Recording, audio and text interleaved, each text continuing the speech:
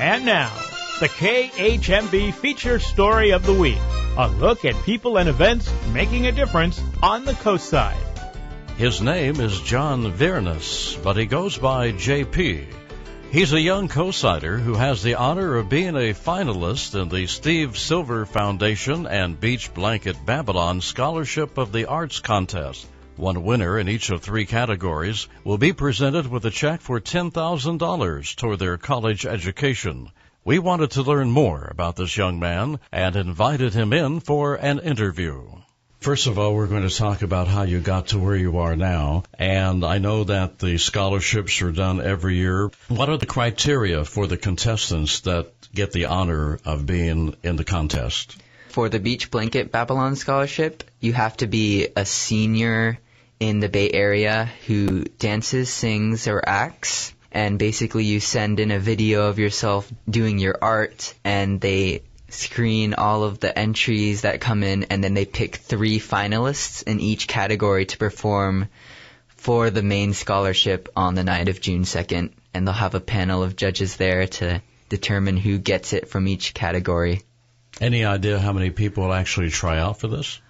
I'm not sure of the exact number, but I'm pretty sure it's in the hundreds. The hundreds, oh, okay. Yeah. Well, then, indeed, it is an honor to be one of 3 final contestants.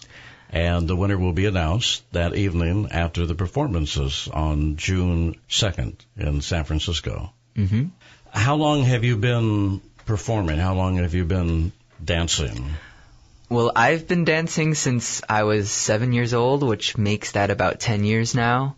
I began at Shelley Pack Dancers after my sister. She danced there before me, and I sort of followed her into the studio one day because I would watch her in recitals, and she looked like she was having fun, so I decided to try it out, and I really loved it. I've just been dancing ever since then. Are your plans to continue on, or is even after college you want to do this professionally? Is this something that you want to make a career out of? I think dancing is definitely a path that is viable for me.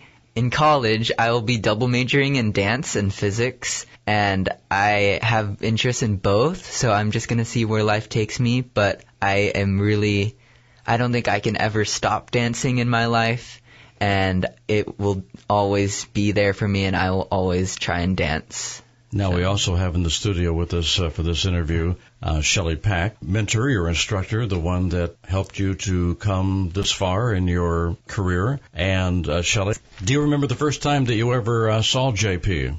He would come in with his sister, and he would sit and watch his sister dance and try on her shoes and do that kind of thing.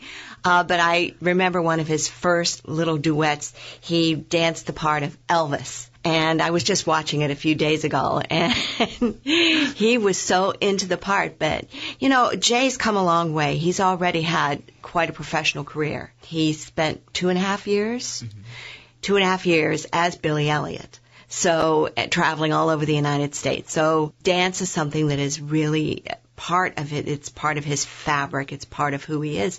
A performer is At what part in the beginning when he started coming and being a student, do you remember when you said, boy, this young man has talent? What was the moment that kind of was your epiphany for JP when you said, well, you know, he might be going places? He was doing a solo that one of my other students created for him. It was called Higher Ground. And it was very difficult, very, very quick, very fast. And I remember Jay becoming frustrated with it, and because he wanted everything to be perfect, and he would work and work and work so hard to make it so. That's when I knew that he had it. The dedication, the commitment. Yes.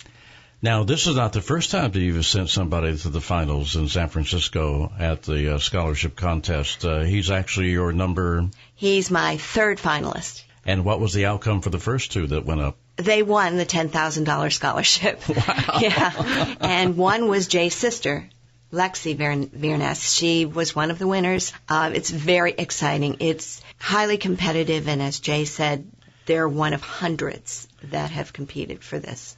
No pressure on you at all here. No pressure. You have to be number 3. 2 before you went on to win. And the panel of judges is rather impressive in itself. MC Hammer is one of them. Also another name that pops out here is Jan Wall of KRON4 and KCBS for Don Blue. One of our radio friends from San Francisco station, 103.7, will be there.